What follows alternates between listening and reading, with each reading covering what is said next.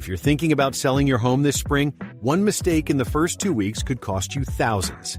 Today, I'm going to walk you through the 10 most important things to do before you list, so that doesn't happen to you.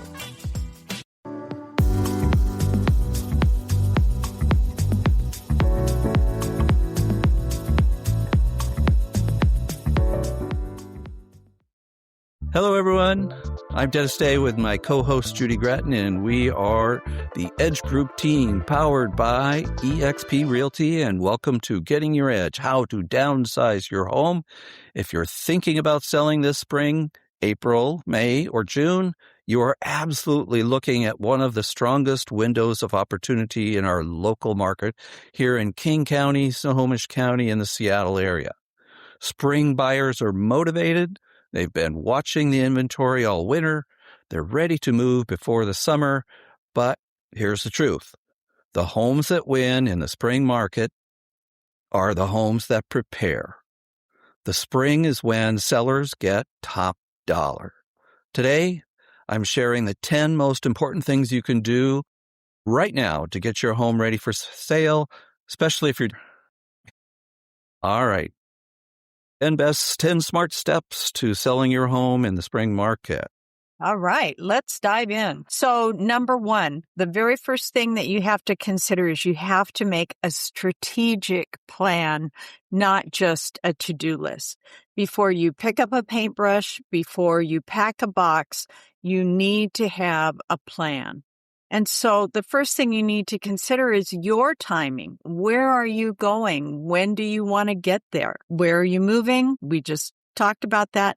What repairs you actually need to do and which ones you maybe don't need to do. We've run into that a lot where people will actually, I'm going to put in brand new quartz countertops. And it's like, why? You're not going to be here anymore. And you may not recoup the dollars that you spend on those countertops. It all depends on the market and what's going on in the market and what else needs to be done in your home. So every dollar you spend should have some sort of a return to it. And this is where we as realtors sit down with you, make that strategic plan. And with that, your home should sell successfully. Okay, number two. Number two, declutter, but do it with a purpose. Spring buyers want space. They want light. They want to feel the possibility of living in this home. Start removing excess furniture, collections, paper piles, personal items. If you're downsizing, this is also a beginning of your transition. You need to start early. It reduces your stress later. And remember, you're not erasing your life. You're preparing for the next chapter. Amen. So now, number 3, you are going to deep clean like you have never cleaned this home before. I've always told sellers that cleanliness really shows potential buyers that you care about your home. And so you want to have the carpets cleaned professionally. You want to have the floors cleaned.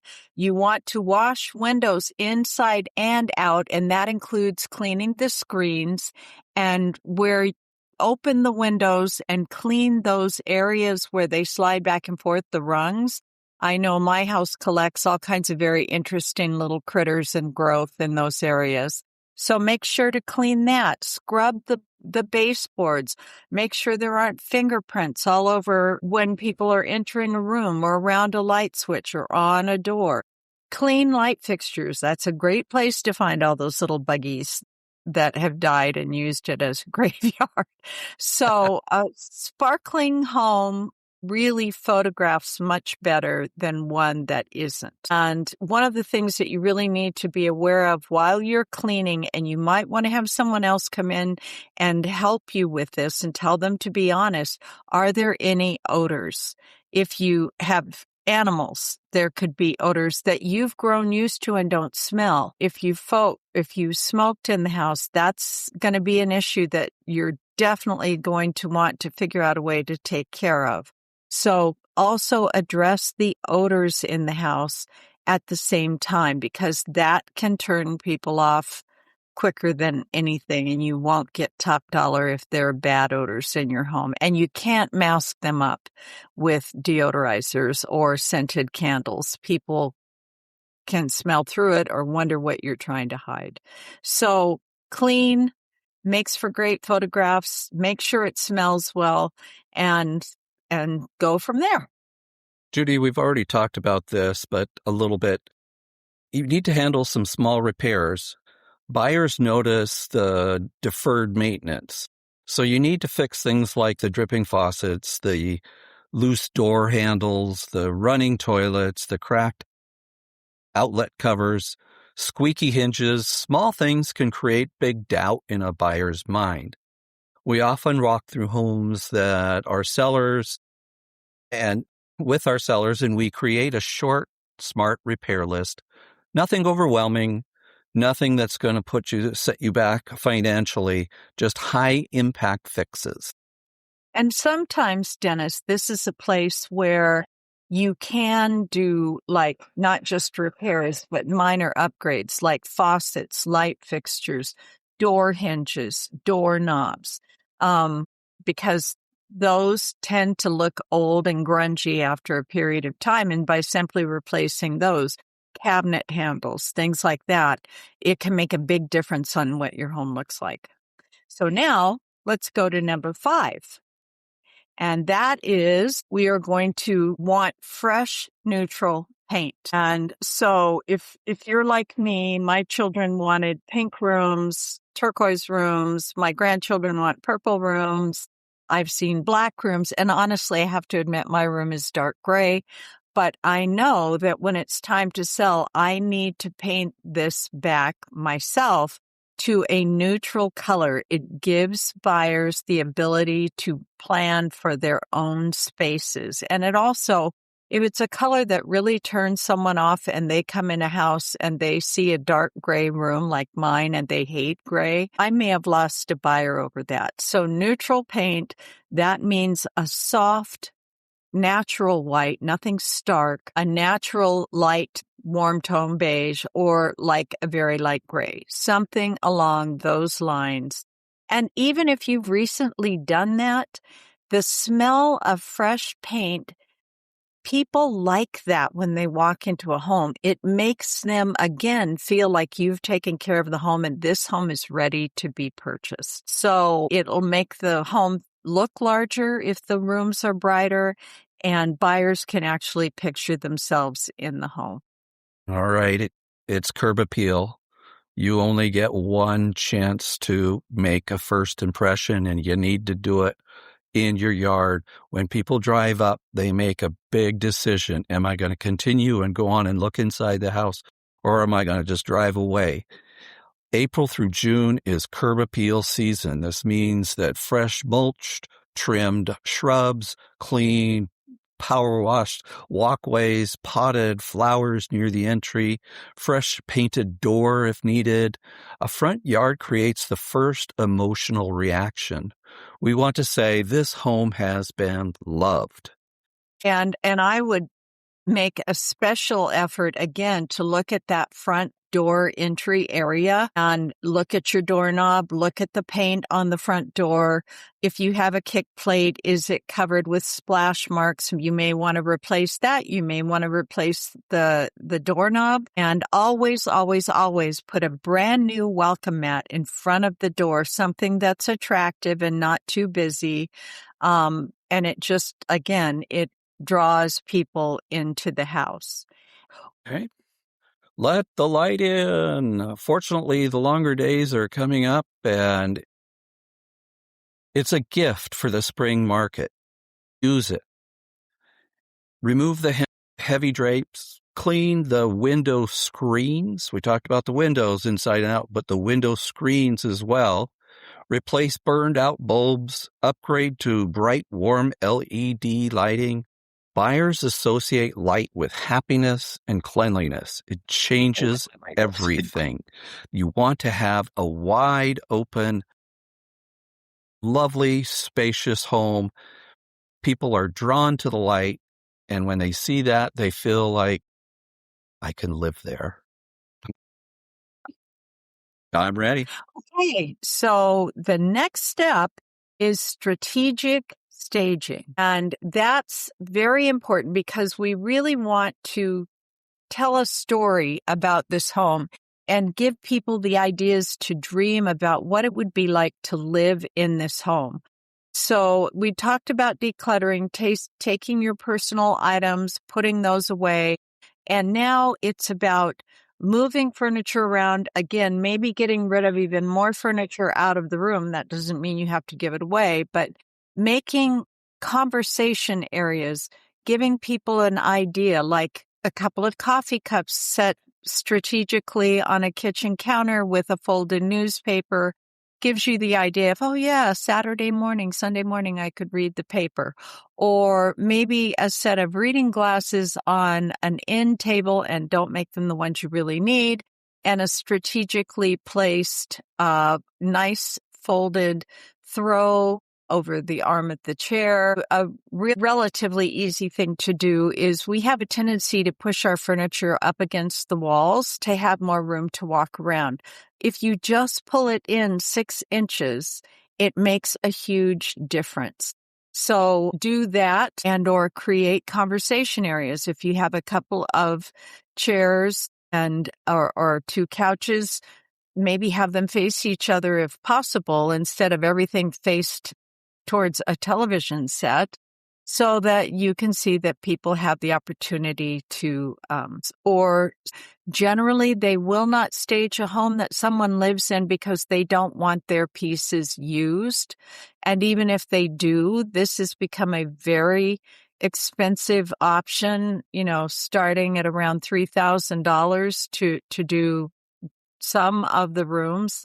And then after a 30-day period, they charge rent every month on the furniture. So that is something that you can consider if you want to. We will, in our company, pay for what's called digital staging. And that is actually done as production in the photographs after the fact. We do that frequently in vacant homes, and to give some idea of what the home would look like. Or you can have pieces of furniture removed and replaced in the photograph. And of course, we would always disclose that in the listing so people aren't surprised when they come in. But that is really important, to tell a story with your home if you can, and staging helps dramatically. All right, Judy, we're going to talk about the pre-listing inspection. Now, Yes. 5 years ago, homes were on the market for days, a few days, maybe a week. Less. Or less, right? You go into the home at an open house and it's already been sold. Anyways, the pre-listing inspection was a tool that sellers would use to help buyers get peace of mind and make that offer instantly. However, the market's changed. The average day in King County right now is about 44 days on the market. The pre-list inspection has good and bad ideas. One, it's about $500 that comes out of pocket. It does prevent you from getting surprised. Say if a buyer puts an offer on and then they have an inspection and then bango, you're with a big problem that has to be negotiated. So the pre-listing isn't as important to get that quick sale, but it does come in a competitive spring market. Surprises can cost you. Some sellers choose to do a pre-inspection so they can fix issues that are a problem ahead of time and not be surprised. They can price their home appropriately, and they can avoid the renegotiation drama that comes after an inspection by the buyer. It's not 2022 anymore. The days are on the market. Homes are sitting much longer. And so that's how crazy that market was at that time. And that's why that pre-inspection became a tool that made it. And it wasn't that buyers couldn't still say they wanted to do their own inspection, but if they were willing to waive it because there was one already there, it made their offer stronger. And that was a tool that really did help things work out that way. But the cost is a downside for the seller. And also they may find, like you said, those items that absolutely are going to need to be repaired or replaced. And in an inspection, I always tell my buyers and sellers, it is the structural and the safety items that we're looking for that might need to be taken care of. And so waiting and letting the buyer do that, there's a risk that you'll still find those things. And like you said, be stuck having to either negotiate or fix them. Okay. Let's go to number 10. All right. Yes. And price it right from day one. And this is really a big one. And the spring market is very active, but it will also become more competitive. There are more buyers out there and there are more sellers out there. So overpricing to see what happens can backfire very quickly. There is what we refer to as a backlog of buyers. These are people that have been looking, and they're all going to come in that first week, max 2 weeks, to see your home. And once they're through, if no one found your home interesting, then you have to wait for the next few people to think about buying a home. And that's really a much more serious thing in the market that we're in today. So, and buyers have access to all the tools. They can go onto Zillow, they can go onto Redfin, they can look at the tax records, they can come up with what they consider to be a fair market value on your home. And if you are overpriced, they may not even come to see it. So it isn't, the market's changed over the years, and how the access buyers had to that kind of information didn't used to exist, but it does now. And so you want to look like a good value. And if you're overpriced, you're not, and you'll miss out, and you'll be on the market longer. And in the end, data has shown that people that overpriced in the beginning end up getting less than they might have had they looked like a good value in the beginning. And so what we do is we really analyze those recent comparables, not something that sold 5 years ago, and it's not going to be what your neighbor told you their home sold for. It's going to be the actual sales price based on the data that we have access to. And then we're going to look at your active competition. Who's out there? What does the home look like based, compared to yours? And what is their pricing? And then market trends based on, the interest rates and the economy and the employment. All those things come into play to make a decision on a reasonable, value-driven price for your home. Judy, we said 10 steps. Well, I've got a bonus for you. Timing your launch is critical too. If you're targeting April through June, preparation should begin right now. March, declutter. Early April, repairs and paint. Late April, professional photos, staging.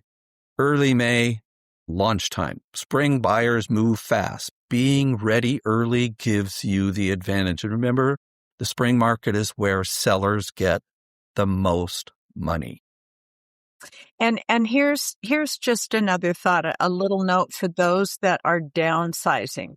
When you are moving from the home where you raised your family, had your career, did all these things, and you're looking for a simpler life maybe, or a new horizon to go and explore, this, not only do you have to do all of these things, but you need to realize that you're transitioning your life, and it's an emotional event as well. So you need to be practical, but you need to give yourself the time and the space to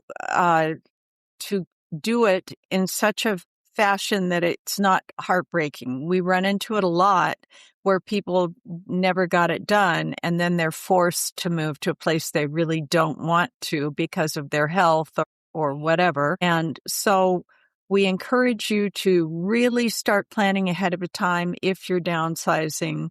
Try and make it an exciting next chapter in your life, and realize that there's going to be some emotional ups and downs throughout that. And again, as realtors, that's what we're there to help you If you're even thinking about selling this spring in Seattle, King County, Snohomish County area, and beyond, we offer a no-pressure strategy session where we walk through your home, discuss the timing that benefits you, create a customized prep plan, help you understand the current home's value and the current market. If you found this episode helpful, be sure to subscribe to Getting Your Edge, How to Downsize Your Home. Thanks for listening, and remember to share, like, subscribe, and when you plan well and prepare wisely and price strategically, you can truly get your ed in this spring market. Absolutely. Thanks for watching. Thank you.